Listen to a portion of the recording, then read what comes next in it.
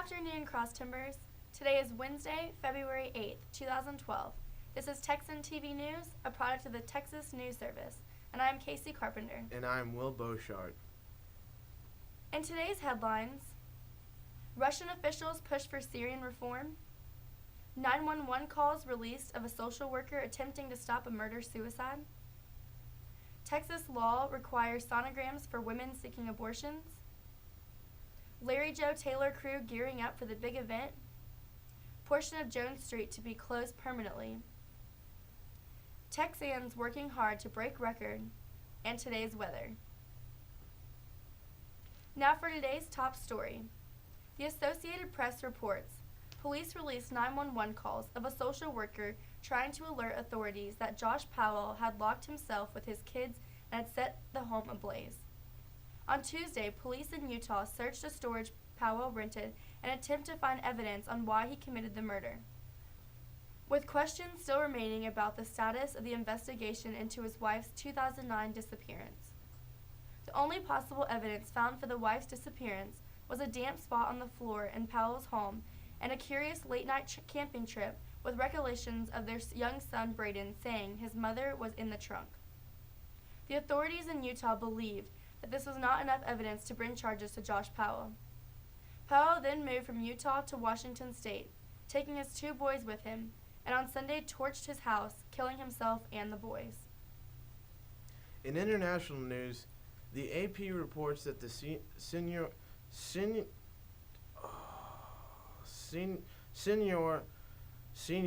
Russian officials pushed for reforms on Tuesday during the emergency meeting with Syrian President Bashar al-Assad.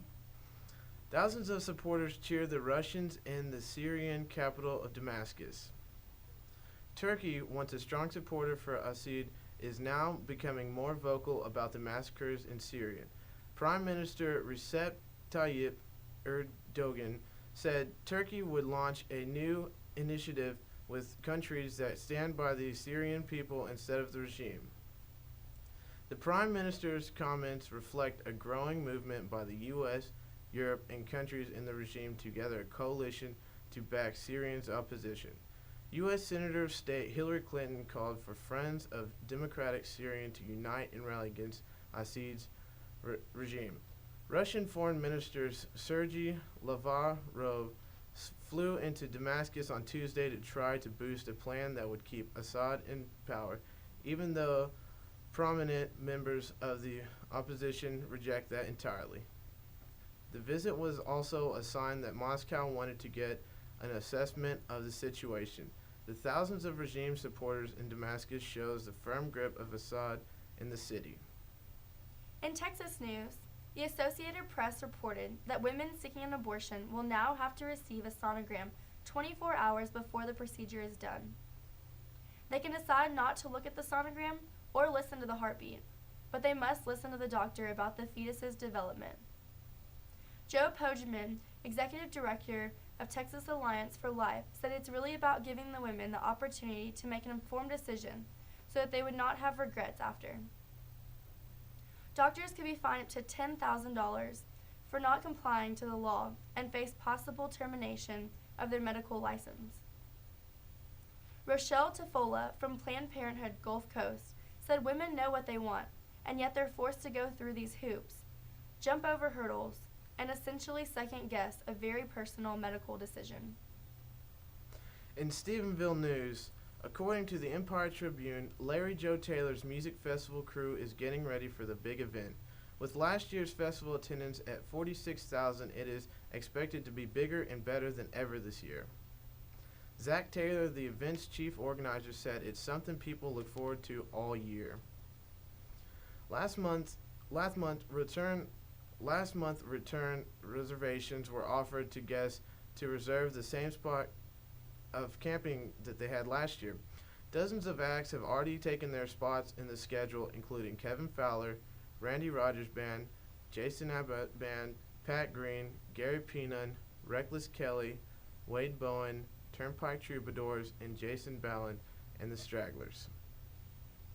This year, attendees will be greeted by an improved main stage with more suite seating. You can pre-purchase your tickets which a 5-day ticket costs $82 and a single-day ticket costs $20. For more information, you can visit LarryJoeTaylor.com.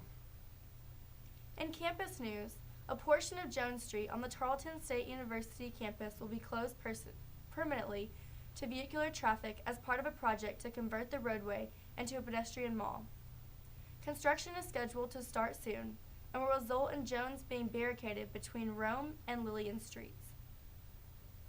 University administrators say the contractor is expected to complete the project within 5 months.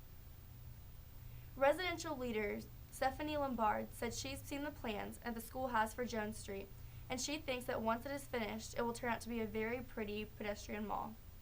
However, there are issues with the timing of the construction. Temporary fencing is put up around the construction area to ensure safety of the students, but some of the students who live in Legends, Legacy, and Centennial are outraged by the closing of the street.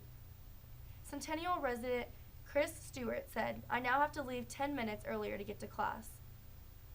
The pedestrian mall will be beautiful, but will the beauty outweigh the inconvenience?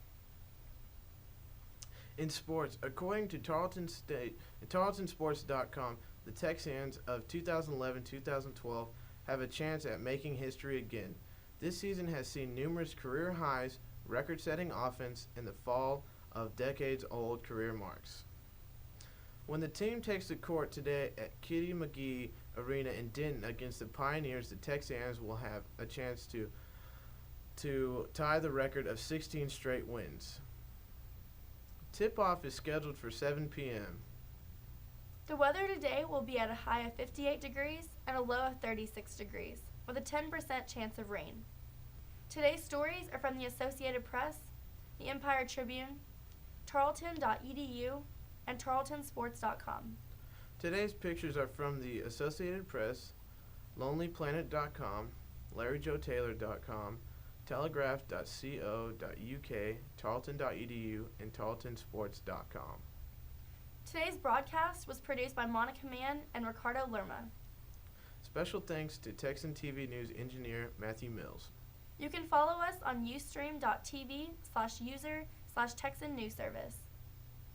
Don't forget to tell your friends about us and become a fan of Texan TV News on Facebook. I'm Casey Carpenter. And I am Will Beauchard. Tune in tomorrow for the latest news from the Tarleton State University campus.